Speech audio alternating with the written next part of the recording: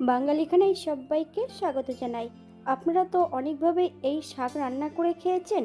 আজকে আমার মতন করে সহজ পদ্ধতিতে আপনিও শিখে নিতে পারবেন ছোট ছোট টিপস সহ। তবে আমি আজকে এখানে দুটো রেসিপি তৈরি করব। এই মহারানীকে সবাই খেতে গেলে বিরক্ত বোধ করে, ছোট থেকে বুড়ো সবাই কিন্তু এটা পছন্দ করবে। এইভাবে রান্না করলে খেতে কিন্তু খুবই সুস্বাদু হয়েছিল। তবে আমি আজকে এখানে কিভাবে দুটো রেসিপি তৈরি করলাম মশলা ছাড়া, চলুন সেটা একবার দেখে নেওয়া যাক ভিডিওর মাধ্যমে। আশা করছি আজকের ভিডিওটি ভালো লাগবে। সকল বন্ধুদের কাছে অনুরোধ করছি সম্পূর্ণ ভিডিওটি দেখার। প্রথমে রান্না করব আমি শাক। এখানে বেশ কিছুটা ছেঁচি শাক নিয়ে নিয়েছি। তবে এই শাকের নাম আমি জানি ছেঁচি শাক। আপনারা যদি অন্য কোনো নাম জানেন তাহলে একবার কমেন্ট বক্সে লিখে যাবেন। এই শাকগুলোর পাতাগুলো এবং নরম ডগাটা কেটে নেব, তবে পোকা পাতাগুলো ফেলে দিতে হবে।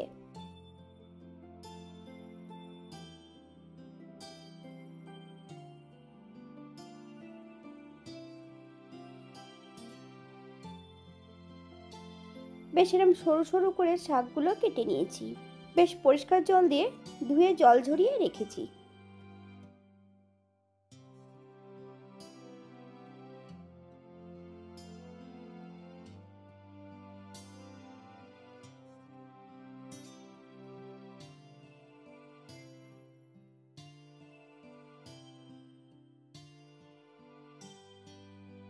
একটা কড়াইতে বেশ কিছুটা সর্ষের তেল অ্যাড করেছি। তেল গরম হওয়া পর্যন্ত অপেক্ষা করতে হবে। ফোড়নে রেখেছি কালো জিরে।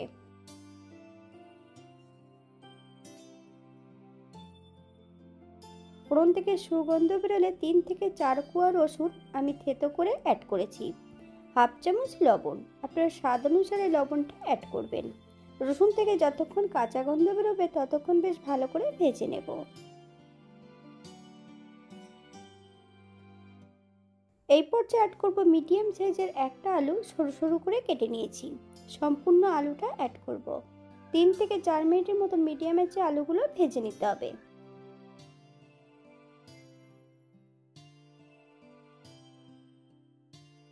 দুটো কাঁচা লঙ্কা অ্যাড করব। আপনার ঝাল পছন্দ মতন অ্যাড করবেন।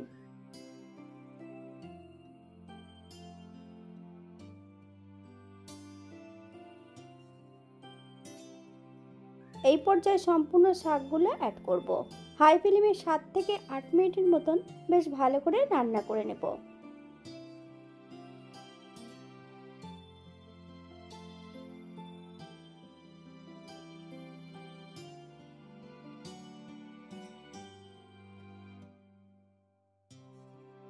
এই পর্যায়ে মিডিয়াম আঁচে 5 মিনিটের জন্য ঢাকা দিয়ে রেখে দেব।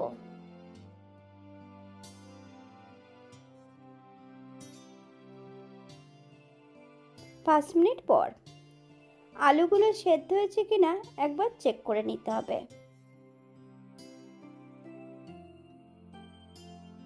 এই পর্যায়ে অ্যাড করব হাফ চামচ হলুদ গুঁড়ো। আপনারা যদি কাশ্মীর লঙ্কার গুঁড়ো পছন্দ করেন তাহলে অ্যাড করতে পারেন। 1 চামচ চিনি। আমি আগে পরে লবণটা অ্যাড করেছি, তাই এই পর্যায়ে কোনো লবণ অ্যাড করব না। আপনার স্বাদ অনুসারে লবণটা অ্যাড করবেন। মিডিয়াম আঁচে শাকটা বেশ ভালো করে রান্না করে নেব। আপনারা একবার স্ক্রিনের দিকে ফলো করবেন।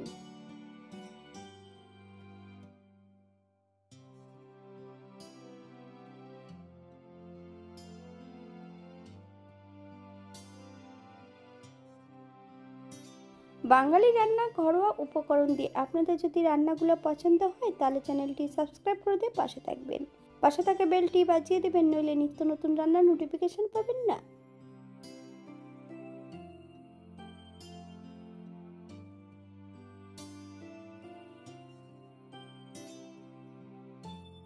এই পর্যায়ে গ্যাসের ফ্লেমটা অফ করে দিয়ে 5 মিনিটের জন্য স্ট্যান্ডিং টাইম দেব। তারপর সার্ভ করব। যারা নিরামিষ খাবেন তারা অবশ্যই এখানে রসুনটা বাদ দিয়ে পোস্তটাও অ্যাড করতে পারেন। সেটা খেতেও কিন্তু খুব সুস্বাদু হবে।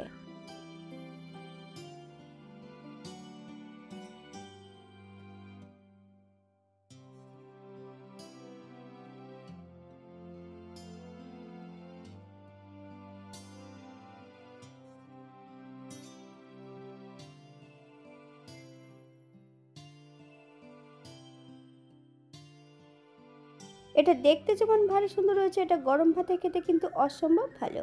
আপনারা বাড়িতে একবার একই পদ্ধতিতে বানিয়ে নেবেন। যারা পেঁয়াজ এবং মশলা পছন্দ করেন তারা অবশ্যই অ্যাড করতে পারেন।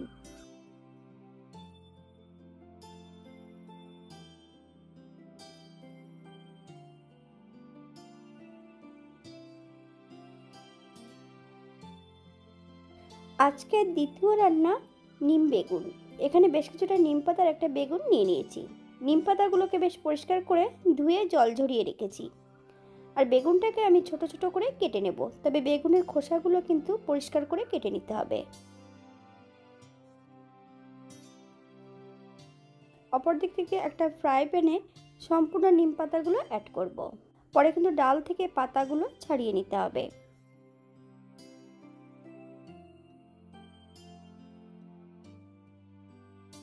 এই পর্যায়ে সম্পূর্ণ বেগুনটা কেটে নিয়েছি। বেগুনের খোসাটা আমি বাদ দিয়ে দিয়েছি। বেশ ছোট ছোট টুকরো করে কেটে নিয়েছি, তবে আপনারা আপনাদের পছন্দ মতন বেগুনটা কেটে নিতে পারেন।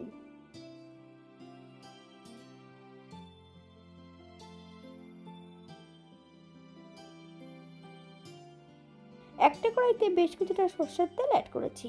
মিডিয়াম আঁচে বেগুনটা ভেজে নেব।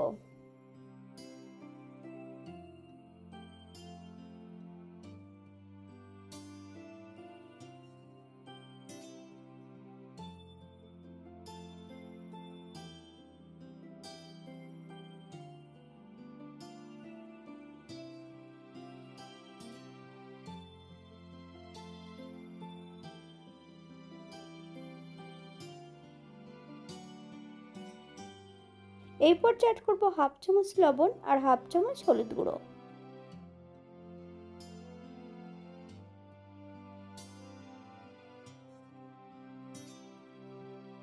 বেশ ভালো করে বেগুনটা ভেজে নিতে হবে, তবে আপনারা আপনাদের পছন্দ মতন বেগুনগুলো ভেজে নিতে পারেন।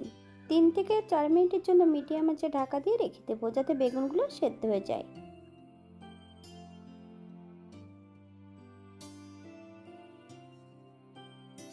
4 মিনিট পর এই পর্যায়ে অ্যাড করব হাফ চামচ চিনি। একদম লো ফ্লেমে 2 থেকে 3 মিনিটের মতন বেগুনটা ভেজে নিতে হবে।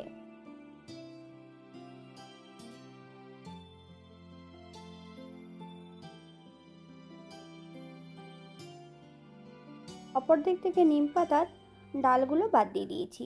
পাতাগুলোকে বেশ ভালো করে গুঁড়ো করে নেব।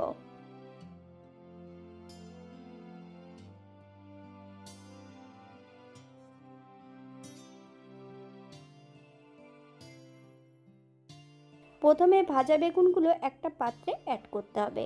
সম্পূর্ণ বেগুন অ্যাড করার পর যতটা নিম পাতার প্রয়োজন ততটা নিম পাতার গুঁড়ো অ্যাড করতে হবে।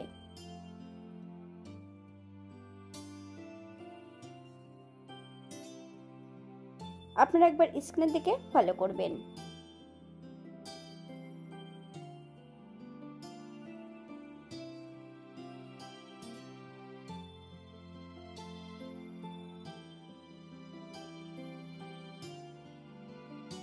এই পর্যায়ে অ্যাড করব 1 চামচ ঘি।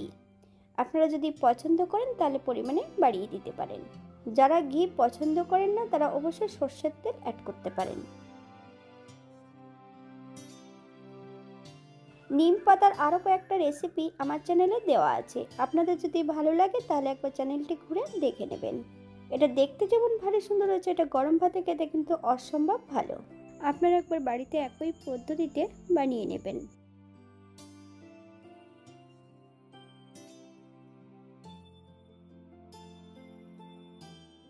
আজকের ভিডিওটি এই পর্যন্ত। সবাই সুস্থ থাকবেন, ভালো থাকবেন।